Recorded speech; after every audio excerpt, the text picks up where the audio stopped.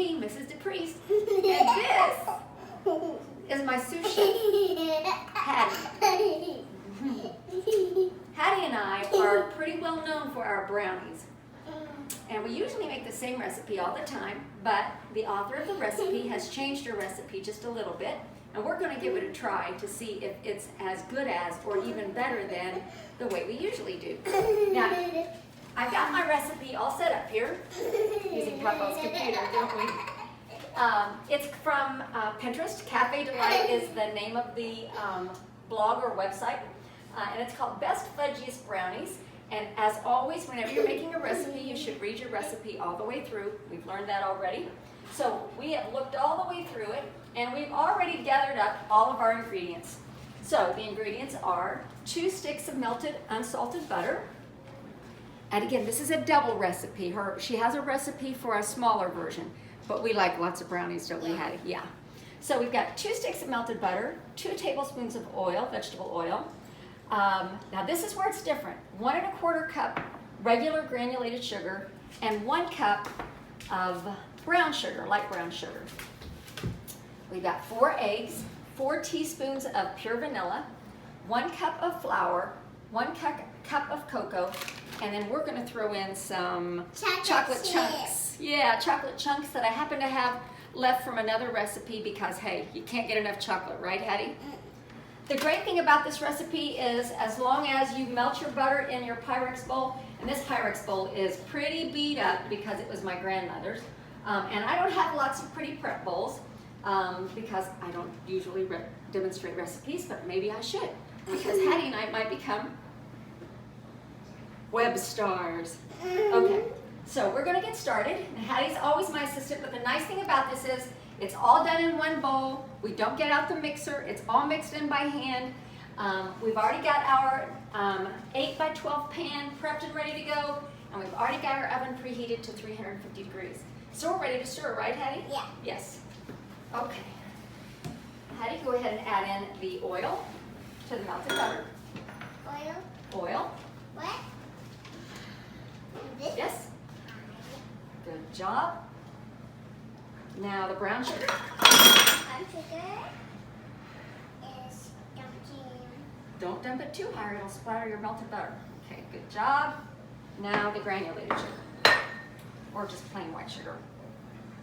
And now it's time for some stirring. Yeah. Okay, you go ahead and stir. Be careful not to slop it all over the place. Now, the author says that when you combine the melted butter and sugars together in a medium-sized bowl and whisk well to combine.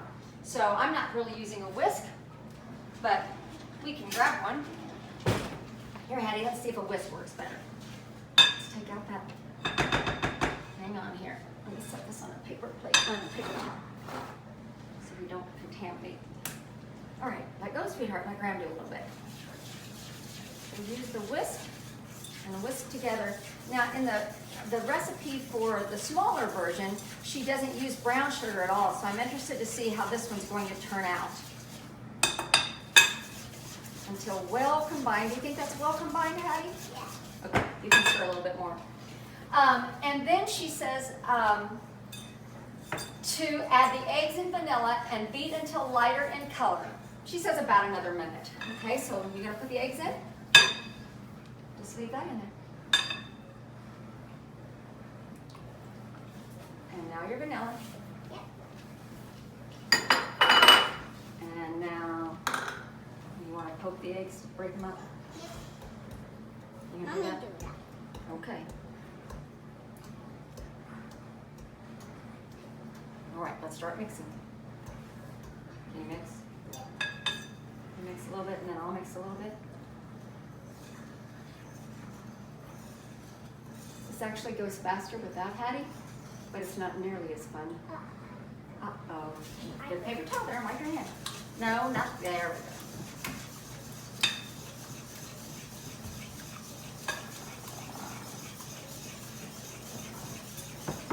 So again, we're going to mix until it looks lighter in color, and it looks like those ingredients are incorporated well.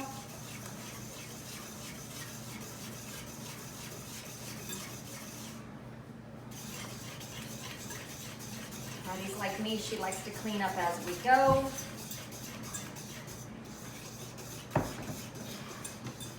All right, now, next we're going to add in the cocoa and the flour. Just leave that in there, sweetheart. Add in your cocoa slowly. Don't dump it in fast or it's going to fly everywhere. And Graham forgot one ingredient, and that's 3/4 teaspoon salt. So we measured out everything except 3/4 teaspoon salt. Now, there's no such thing as a 3/4 teaspoon measuring spoon. Go ahead and put the flour in. So we're just going to use a 1/4 teaspoon measuring spoon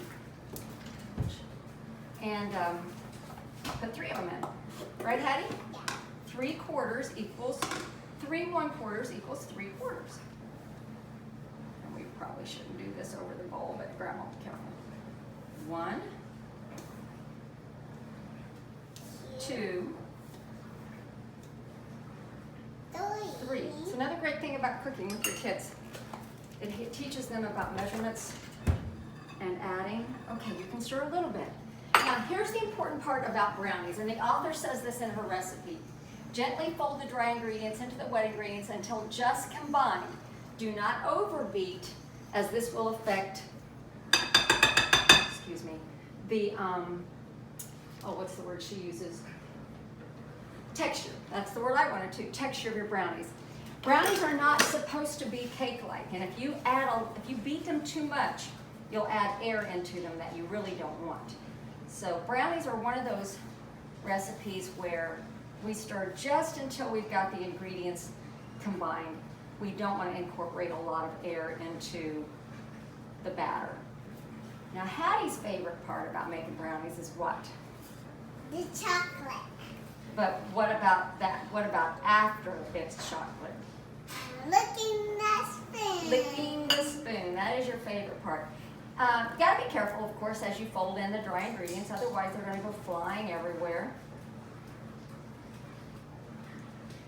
And I have to admit, I don't use some of the highest quality ingredients. After all, we cook on a budget.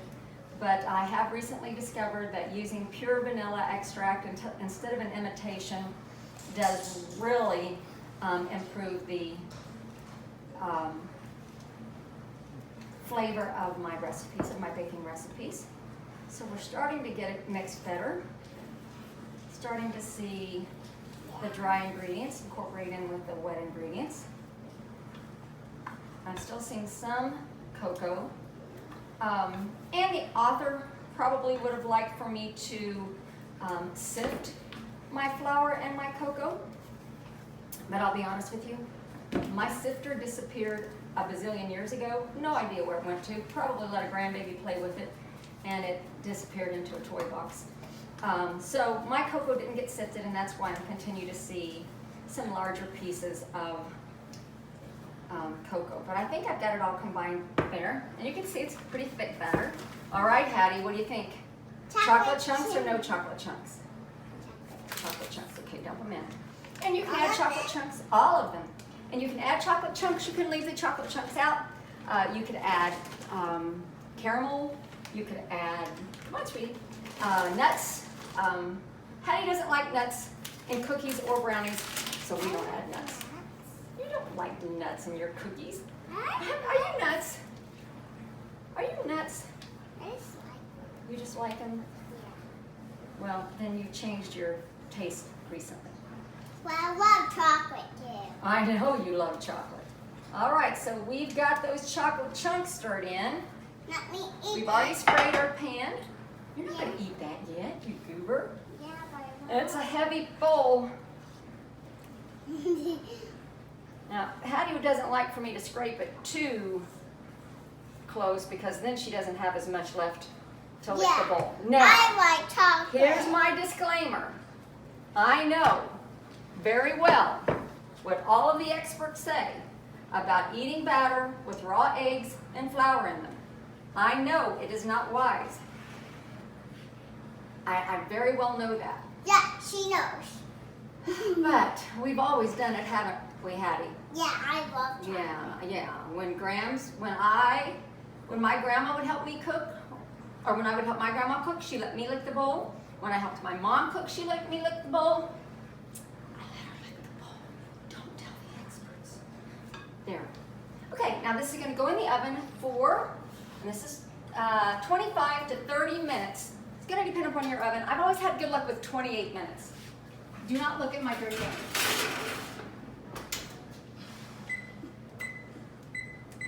Okay, so the brownies just came out of the oven. It smells divine in our house, and this is what they look like. We've got them on a cooling rack. Too early to cut them.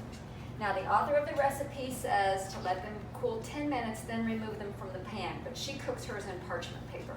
We don't do that, do we, Hattie? No, we're too lazy for that stuff, aren't we? Yeah. Okay, so she also says to let them cool to room temperature before cutting. Hattie, are we gonna wait that long? No. We're gonna wait about 15 minutes and then we'll cut them, won't we? Okay, give me 5. 15 minutes. See you on the flip side. You ready? Okay, so we've let the brownies cool for 15 minutes. Now the author of the recipe says let them cool to room temperature, but we like a warm brownie, don't we, Hattie? Yeah. Plus we're impatient, aren't we? Please do not put your dirty feet up on my kitchen counter. Thank you very much. They probably would cut better if they were cool to room temperature, but we're gonna cut them, aren't we, Hattie? Let's see how they turned out. I'm gonna cut them. I'm actually not gonna cut. I'm just going to get out a wedge with this little spatula. Ooh, look at that ooey gooey fudgy. Now we do like a fudgy brownie. I knew they're intended. Good. These are intended to be fudgy. Come in closer, cameraman. Can you kind of get in on that cookie? So you see it's brownie. So you see it's a fudgy brownie. That's the way we like them. They will come out better if they cool more. But we're gonna let Hattie do a taste test. You ready? You don't like the corners? We're not big corner fans. So we'll take a bite from the center, okay? It's warm. Is it too warm? Oh! Well, I'm not gonna eat that one. You stuck it in your mouth, goober. I'll try it. Because this is a new recipe. What are you doing? Okay. It's a winner. It's a keeper. We recommend it, right, Hattie? It's hot. All right. Thanks for joining us.